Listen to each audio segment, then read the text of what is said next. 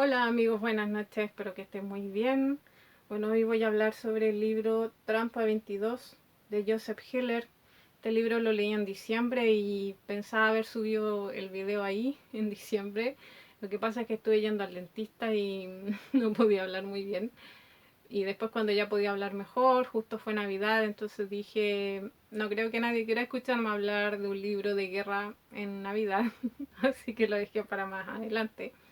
Bueno, como decía, lo leí en digital y tengo algunas reflexiones que hacer sobre él. Lamentablemente me encantó y digo lamentablemente porque siempre que un libro me gusta así como este, estoy mucho tiempo después hablando de él, sigo hablando de él.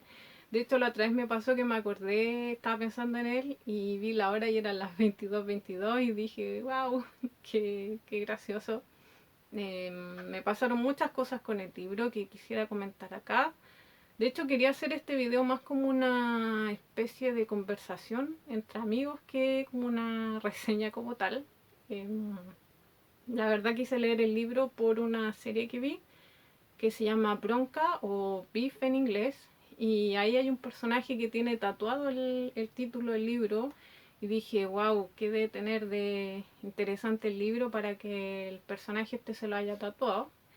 Y bueno, después investigando, supe que es un libro muy famoso, reconocidísimo del siglo XX, uno de los más importantes del siglo XX, porque es una especie de símbolo del movimiento antibelicista de los años 60. Por eso es muy famoso, muy conocido. Y bueno, está ambientado en la Segunda Guerra Mundial.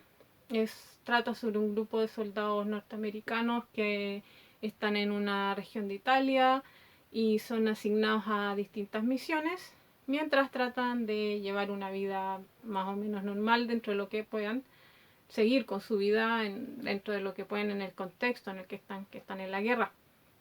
Y el personaje principal se llama Yossarian, John Yossarian, o Yossarian, bueno, en mi mente era Yossarian, y es capitán de un bombardero, maneja un bombardero, es piloto, y bueno, lo único que quiere es volver a su casa, pero no puede irse porque para poder irse tienen que cumplir una cierta cantidad de misiones, por ejemplo, tienen que cumplir 50, pero hay un coronel que se llama el coronel Cachar que les va aumentando estas misiones, o sea, ya de 50 a 55, de 60 y así todo el tiempo hace lo mismo, entonces nunca pueden cumplir las misiones y nunca pueden irse a su casa, nunca pueden irse de la guerra.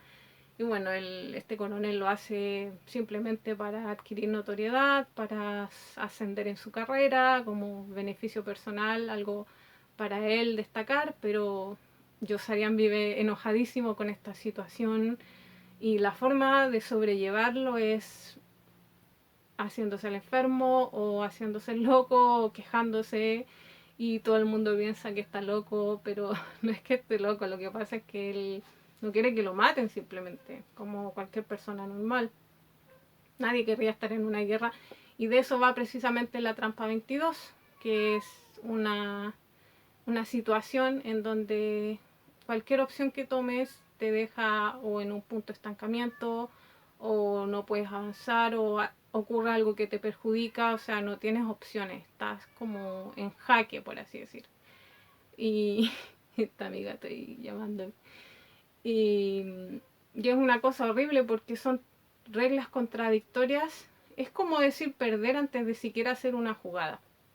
En este caso esa es la lógica absurda de la trampa 22, de decir, ellos dicen que para que un soldado pueda irse tiene que demostrar que está loco, pero ¿qué persona cuerda querría estar en una guerra? ¿Qué persona cuerda no querría irse de ahí? Entonces, si se quieren ir de ahí es porque están demostrando que no están locos, que están cuerdos y por lo tanto tienen que seguir ahí porque esa es la regla, esa es la norma absurda y lógica, por lo tanto no pueden irse de ahí. Entonces, Yossarian vive molestísimo con toda esta situación. Es un libro muy gracioso que me hizo reír mucho. De hecho, yo estaba así todo el rato, estaba así, leía y estaba muerto lo hizo así, todo el rato, riéndome con el libro porque a pesar de que están en una guerra, que es una cosa horrible y pasan cosas horribles, el autor narra los hechos triviales de una manera graciosa y absurda y en los personajes también. Acá lo que brillan son los personajes. Y de hecho también el humor es lo que le quita la gravedad a la historia en sí, porque muchas veces los combates ni siquiera son en tiempo real. O sea, tú no estás como lector leyendo una situación de combate en donde sientas la adrenalina, la angustia que algo les vaya a pasar a ellos en ese momento al menos, sino que casi siempre las misiones son recuerdos, o sea, ellos se están acordando de misiones que tuvieron y dicen, ah, mira, ¿te acuerdas que pasó tal y tal cosa en esa misión? Y se acuerdan de eso, porque el tiempo acá no es lineal, eso es lo otro interesante del libro, que el tiempo no es lineal, o sea, va dando un círculo sobre diferentes eventos y siempre vuelves a ciertos puntos en donde ya pensaste que pasaste, por ese punto vuelves y el autor te va dando más información. Entonces una novela muy muy original, como les decía, muy graciosa, con la que me reí muchísimo. Y bueno, el autor, que era estadounidense, deja al descubierto también todas las trabas burocráticas, todo lo absurdo de este conflicto, de lo que significa estar en una guerra, en un conflicto armado. Deja también, deja ver lo absurdo o la manera que de la manera en que actúan algunas autoridades, en donde actúan, se comportan como simples arribistas, como seres ambiciosos, sin escrúpulos, que están utilizando el conflicto como beneficio personal, sin importarles si tienen que joderse a un pueblo inocente o los soldados de su propio bando de menor rango y así. Y es horrible, pero a pesar de esa situación de injusticia, de violencia, de terror, es un libro que es un libro raro, porque es un libro deprimente que te hace reír, porque claro, pasan cosas horribles y como les digo, muchas veces los personajes son seres grotescos, seres groseros, violentos, imprudentes o a veces estúpidos, que tratan de seguir su vida, y el personaje principal es Joe Sarian, que vive muerto de miedo y cae como en la paranoia, pero no es que esté paranoico, lo que pasa es que claro, no quiere que lo maten y parece que nadie más se da cuenta en la situación en la que están en una guerra, que pueden perder la vida y los demás siguen como si nada y él es el único que le importa. Entonces queda como un personaje súper trágico. Y hay una parte que me da mucha risa en donde él dice que incluso piensa que las propias células de su cuerpo podrían volverse traicioneras y provocarle una enfermedad mortal.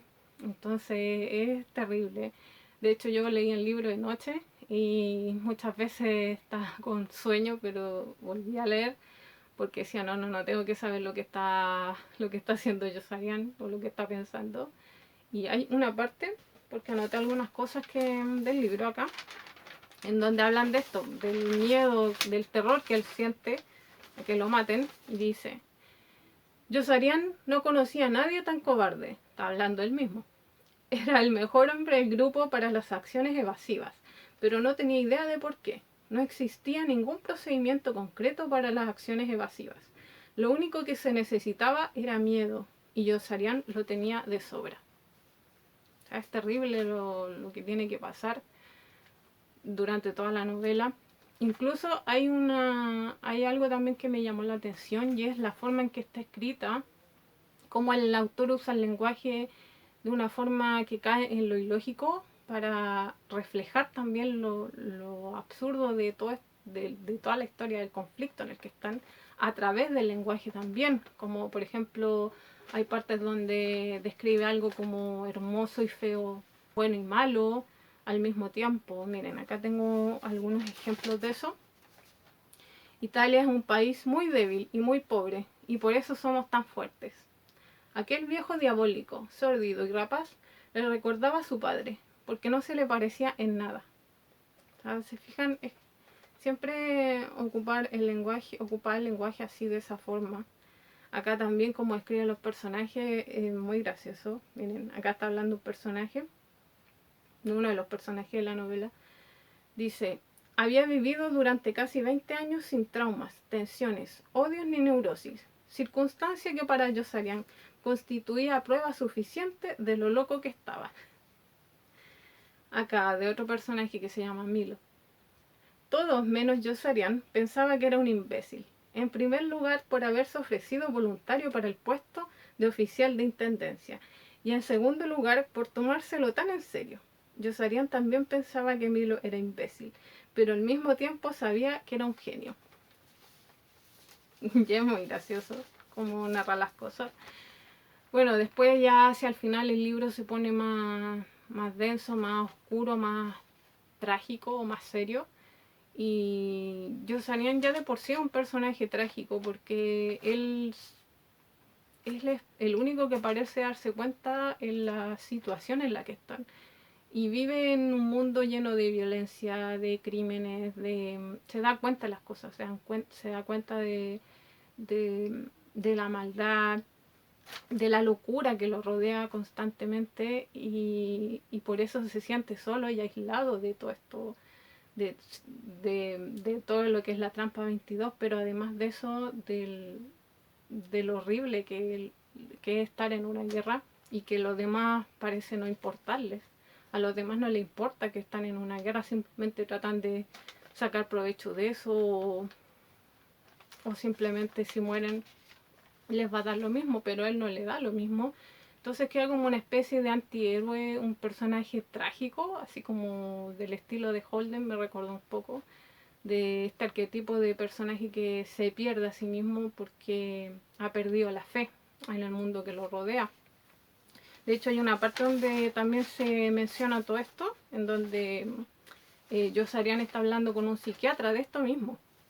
Y le dice el psiquiatra: tiene usted una morbosa aversión a la muerte. Probablemente lamenta el hecho de estar en una guerra y la posibilidad de que le vuelen la cabeza en cualquier momento. No solo la lamento, señor, dice Yossarian, me pone furioso. Padece usted profundas angustias de supervivencia y no le gustan los fanáticos, los tiranos, los pedantes ni los hipócritas. Subconscientemente odia a muchas personas. Conscientemente, señor, conscientemente, le corrigió Yossarian. Los odio conscientemente. Se opone a la idea de que le roben, lo exploten, degraden, humillen o engañen. La tristeza lo deprime, la ignorancia lo deprime, la persecución lo deprime y también la violencia, la avaricia, los tugurios, el crimen. O sea, se fijan, es como si todo el mundo tratara de hacer entrar en razón a Yossarian, pero es el único que se da cuenta de que eso no es normal, de que no es normal, no debería ser normal estar en una guerra, estar en un conflicto, estar viviendo esas cosas. Que muchas veces hay una parte en donde supuestamente Yossarian dice que es posible que ni siquiera la trampa 22 exista. Lo que pasa es que todo el mundo cree en ella y por eso existe.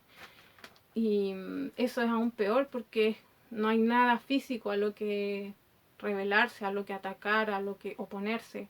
Es mucho peor que no esté a la vista, sino que algo como oculto, malicioso, que también, claro, puede verse como dentro de lo que es algo, la burocracia o fuera de un contexto socioeconómico también hay trampas 22 que pueden ser ya psicológicas como miedos, culpas, angustia, que son cosas que están en el mundo de las que uno no puede evadirse, no puede huir de eso, no puede renunciar a ciertas cosas. Entonces mucho peor cuando uno no sabe que está en una trampa 22. Es mucho más terrible y de eso trata el libro y hacia el final se pone mucho más filosófico en ese sentido. Pero ¿cómo escapar de una trampa 22? ¿Hay alguna posible solución? El libro también te da la opción de que la realidad es maleable y que también puedes, de las cosas negativas, puedes sacar tu propia salida. Tú puedes crear tu propia salida. Las cosas van cambiando y tú puedes crear tu propia salida a una trampa 22. Entonces me pasó que yo estuve en un trabajo y era un trabajo bastante peligroso.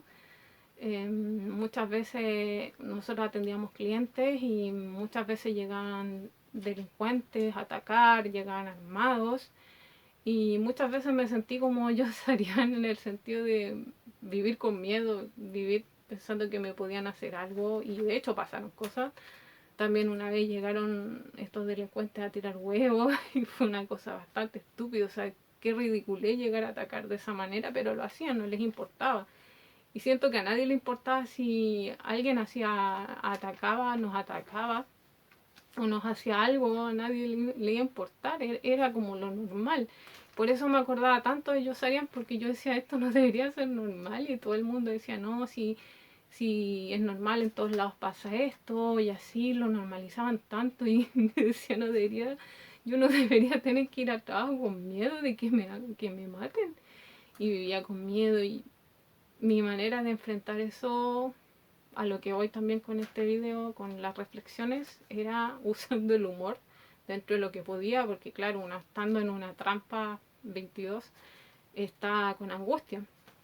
Pero mi manera de enfrentarlo era así, con el humor, y buscaba cosas para reírme, y de hecho me reía mucho porque de hecho yo me acordé, estaba leyendo y decía, este es como mi trabajo, me acordaba, porque así como en el libro que están todos locos, en mi trabajo también mi compañera, éramos puras mujeres, estaban muy locas todas y era muy gracioso porque entre ellas habían roces, también peleas, pero eran como cosas tan infantiles como por ejemplo muchas veces pelear o mandarse mensajes por el casillero y no hablar las cosas de frente, sino se mandaban, todo lo solucionaban mandándose mensajes por el casillero. Y era muy gracioso, y yo sacaba fotos, debería haber grabado para mostrarlo acá a ustedes, pero yo sacaba fotos de todas las cosas que me dan risa ahí, porque pasaban cosas muy absurdas y muy graciosas, y por eso yo decía, esto es como el libro. Cuando yo leía el libro decía, pero esto es la realidad, así es como lo que uno vive en el día a día, lo absurdo de que uno vive día a día muchas veces. También me acuerdo otra vez que yo tenía una jefa que tenía en el casillero un candado gigante, y ya era muy gracioso verlo porque es como si hubiese escogido el candado más grande del mundo y lo hubiese puesto en su casillero, como que fuera una caja fuerte. Y era muy gracioso. Y una vez que se fue de vacaciones, dejó el casillero abierto porque le prestaba aceite de oliva a algunas de mis compañeras, no todas. Entonces, en una oportunidad, una compañera que no tenía acceso al casillero de la jefa llegó y sacó aceite de oliva. ¿Y qué pasó? Cerró el casillero sin querer. Entonces, después tuvieron que llamar a un señor a que lo rompiera ese candado gigante. Y después, para reponer el candado, tuvo que pagar no sé cuánto dinero, y era muy caro porque ese candado era gigante. Entonces era absurdo, ¿por qué sacó si no hubiese sacado el aceite de esa manera tan ladrón, o se hubiese ahorrado, podría haber comprado no sé cuánto aceite de oliva, y podría haber comprado un aceite de oliva para ella y no tener que pagar ese candado gigante. Entonces pasan cosas tan absurdas. Y también lo de los vocales de mesa, que esa fue otra trampa 22, porque estábamos obligados a ir, y si no ibas te ponían multa, y a la vez estando allá te decían, no se pueden equivocar, porque si se equivocan en escribir algo es como adulteración de documento público y pueden ir presos, nos decían. Y yo estaba como, yo no quiero ir presa por equivocarme. Y era muy absurdo porque la gente tampoco quería, había mucha gente que no quería ir, yo no quería estar ahí. Y después cuando había que abrir los votos, muchos decían, no sé, Colo Colo o insultos, miles de insultos. Entonces, ¿por qué venir obligado y después el resultado eran puros insultos? O sea, yo decía, no, no, no, esto no está pasando. Yo me reía, simplemente decía, estoy en el libro, porque en esa época estaba leyendo el libro. Estoy en el libro, estoy en un libro, y esto, no, esto es absurdo.